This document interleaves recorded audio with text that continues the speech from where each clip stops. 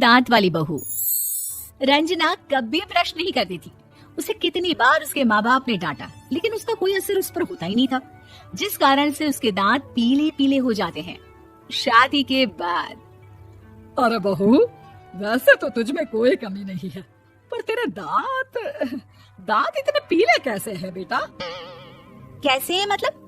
कोई सर्जरी थोड़ी ना कराई है। वो तो क्या नाम, मैं ब्रश नहीं करती थी तो पीले हो गए। अब क्या करूं? आप कहें तो लाल करवा लूं या फिर काले? यार ये क्या है, क्यों माँ से लड़ रही हो? लड़ रही हूँ? अरे मैं लड़ रही हूँ या ये बोल रही है कि दांत पीले हैं, पीले। अरे तपस्या थोड़ी ना की है इन्हें पीले करने के लिए। बकायदा ब्रश नहीं किया है 20 साल तक, तब जाकर। छी, कैसी बात कर रही हो? ये उस वक्त तो पीले नहीं थे जब हम लोग तुम्हें देखने आए थे। अरे तब साफ करवा लिया होगा डेंटिस्ट के पास जाकर। अब देखो कैसे पीले पीले लग रहे हैं। रंजना सास की तरफ गुस्से से देखती है। फिर शुरू हो गई पीले पीले पीले।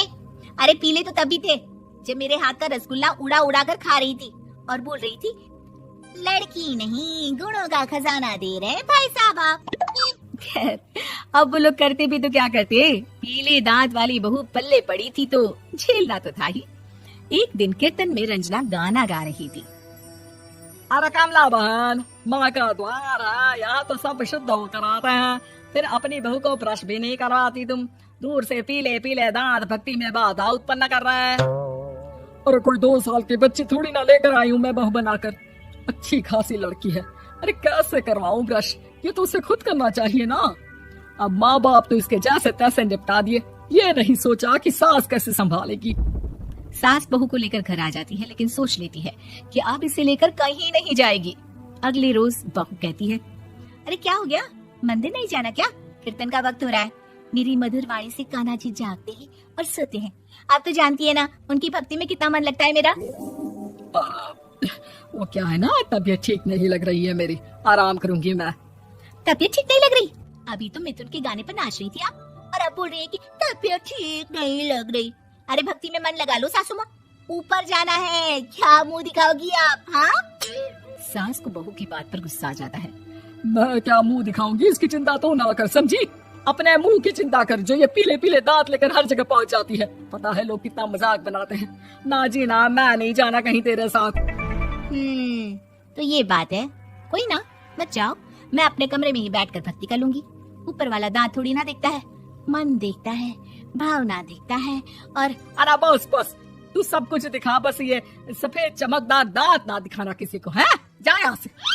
बहू को सास की बात का कोई फर्क नहीं पड़ता, वो तो जैसी थी वैसी ही रह जाती है। सुबह नहाकर किचन में खाना बनाना, फिर खाना खाना, कीर्तन भजन करना और सो जाना। एक दिन, माँ जी मैं सहेली के घर जा रही हूँ, शाम को लेट आऊंगी। हाँ हाँ तो जाना, मैंने कौन सा तेरी आरती करनी है घर पर बैठकर। रंजना सहेली के घर जाती है, जहाँ वो पार्टी में जाने की तैयारी कर रही होती है। अरे शिखा, कहाँ जाने की तैयारी कर रही है? मैं गलत वक्त पर आ गई क्या?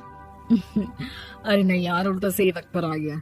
मैंने ये साड़ी और ज्वेलरी निकाली है यार, शाम को इनके ऑफिस की एक पार्टी में जाना है। बताना कैसा लग रहा है ये सब?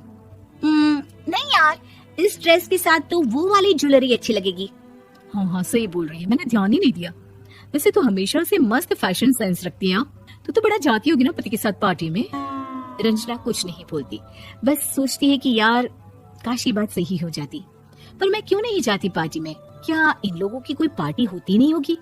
रंजना घर आती है और रात में पति से सवाल करती है, एक बात बताइए, आप मुझे किसी पार्टी में क्यों नहीं ले जाते? क्या आपकी यहाँ ऑफिस में पार्टी नहीं होती? पति बेचारा क्या कहता कि दांत पीले हैं तुम्हारे इसलिए।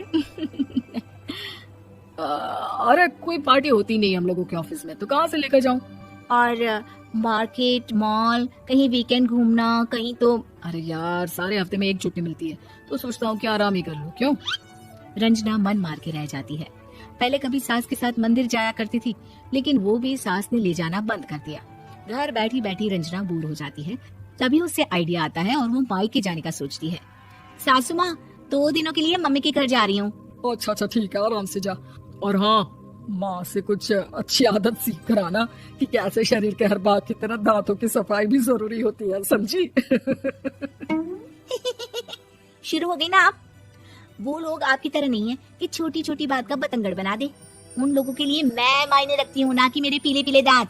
रंजना माँ को बिना बताए उन लोगों को सरप्राइज देती है, लेकिन जैसे ही वो दरवाजे पर पहुंचती है, अंदर देखती है कि घर वाले कहीं जा रहे होते हैं। अब माँ, काश रंजना दीदी के दांतों वाली प्रॉब्लम नहीं होती तो वो भी हम लोगों के साथ चलती ना बुआ जी की बेटी की शादी में। हाँ बेटा, लेकिन अब उसे कौन समझाए कि उसको उसके पीले दांत नहीं दिखते, लेकिन उसके आसपास के लोगों को कितना एम्बैरेसिंग फील कराते हैं। मुझे तो कितनी बार उसके स्कूल की टीचर ने शिकायत की कि उसके साथ कोई लड़की बैठना भी नहीं चाहती, और ना ही कॉलेज में कोई उससे बात करना चाहता था, लेकिन पता नहीं क्यों उसे ये बात समझ में ही नहीं आती। कोई कमी नहीं है उस लड़की में, बस यही के दांत पीले हैं। वो तो भला हो जीजा जी और उनकी माँ का, जो दीदी को जैसी है वैसे ही रखा हुआ है। रंजना को अपने घर वालों की बात सुनकर बहुत दुख होता है। वो सोचती है कि वो क्या करे, लेकिन फिर वो सीधा डेंटिस्ट के पास जाती है, अपने दांत चमकाती है और कसम खाती है कि वो रोज ब्रश करेगी। अरे क्या हो गया, तुम तो 2 दिनों के लिए गई थी ना, पर कोई ना, अच्छा है चलो आ गई तो। रंजना सास के सामने आकर खड़ी हो जाती है और पूरी स्माइल करती है, उसके चमकदार दांतों को दिखाती हुई। चले मंदिर। माँ मुझे माफ कर दीजिए, मैंने आप लोगों को बहुत एम्बैरेसिंग फील करवाया। मैं आज से रोज ब्रश करूंगी।